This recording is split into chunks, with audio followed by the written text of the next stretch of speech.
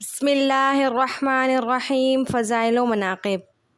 حضرت خدیجہ طاہرہ رضی اللہ تعالی عنہ کی ام المؤمنین حضرت خدیجہ طاہرہ رضی اللہ تعالی عنہ کی عظمت و فضیلت کا اندازہ اس سے ہو سکتا ہے کہ حضور اکرم صلی اللہ علیہ وسلم نے جب فرض نبوت ادا کرنا چاہا تو فضائے عالم سے ایک آواز بھی آپ کی تائید میں نہ اٹھی۔ کوہ ہرا، وادی عرفات، جبل فاران، غرض تمام جزیرہ عرب آپ کی آواز پر ایک پیکر تصویر بنا ہوا تھا، لیکن اس عالمگیر خاموشی میں صرف ایک آواز تھی جو فضائے مکہ میں تموج پیدا کر رہی تھی۔ یہ آواز حضرت خدیجہ طاہرہ رضی اللہ تعالی عنہ کے قلب مبارک سے بلند ہوئی تھی، جو اس ظلمت کدہ کفر و ضلالت میں انوار الہی کا دوسرا تجلی گاہ تھا۔ حضرت خدیجہ رضی اللہ تعالی عنہ وہ مقدس خاتون ہیں جنہوں نے نبوت سے پہلے بت پرستی چھوڑ دی تھی۔ چنانچہ مسند احمد بن حنبل میں روایت ہے کہ حضور اکرم صلی اللہ علیہ وسلم نے حضرت خدیجہ رضی اللہ تعالی عنہ سے فرمایا، بخدا میں کبھی لات و عزیٰ کی پرستش نہیں کروں گا۔ انہوں نے جواب دیا کہ لات کو جانے دیجیے، عزیٰ کو جانے دیجیے، یعنی ان کا ذکر بھی نہ کیجیے۔ حضور اکرم صلی اللہ علیہ وسلم نے جب نبوت کی صدا بلند کی تو سب سے پہلے انہی نے اس پر لبیک کہا۔ حضور اکرم صلی اللہ علیہ وسلم اور اسلام کو ان کی ذات سے جو تقویت تھی وہ سیرت نبوی کی ایک ایک صفحہ سے نمایاں ہے۔ وَكَانَتْ لَهُ وَزِيرَ صِدْقٍ عَلَى الْإِسْلَامِ، وہ اسلام کے متعلق حضور اکرم صلی اللہ علیہ وسلم کی سچی مشیر کار تھی۔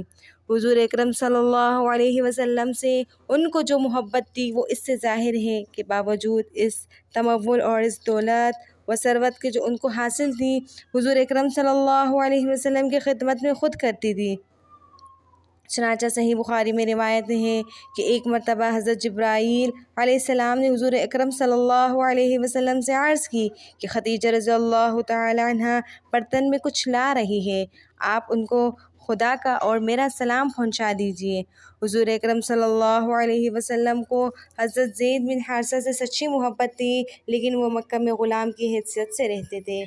حضرت خدیجہ رضی اللہ تعالی عنہ نے ان کو آزاد کیا اور اب وہ کسی دنیاوی رئیس کے خادم ہونے کے بجائے شہنشاہ رسالت کے غلام تھے۔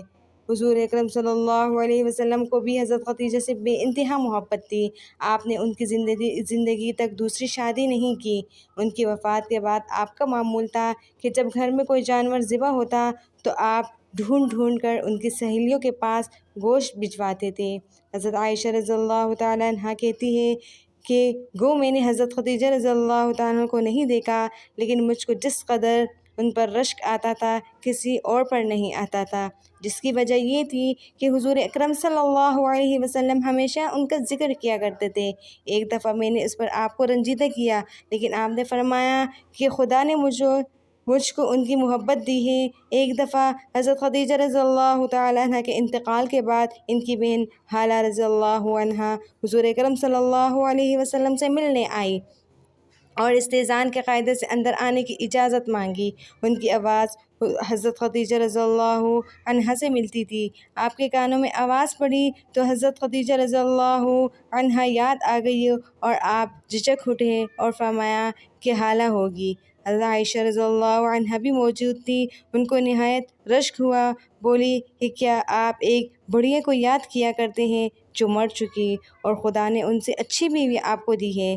صحیح بخاری میں یہ روایت یہیں تک ہے، لیکن استیعاب میں ہے کہ اس کے جواب میں حضور صلی اللہ علیہ وسلم نے فرمایا کہ ہرگز نہیں۔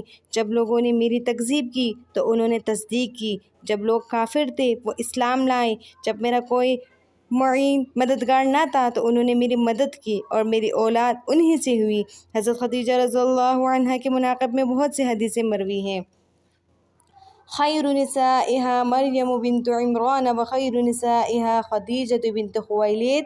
عالم میں افضل ترین عورت مریم رضی اللہ عنہا اور خدیجہ رضی اللہ عنہا ہیں۔ ایک مرتبہ حضرت جبرائیل علیہ السلام حضور اکرم صلی اللہ علیہ وسلم کے پاس بیٹھے ہوئے تھے۔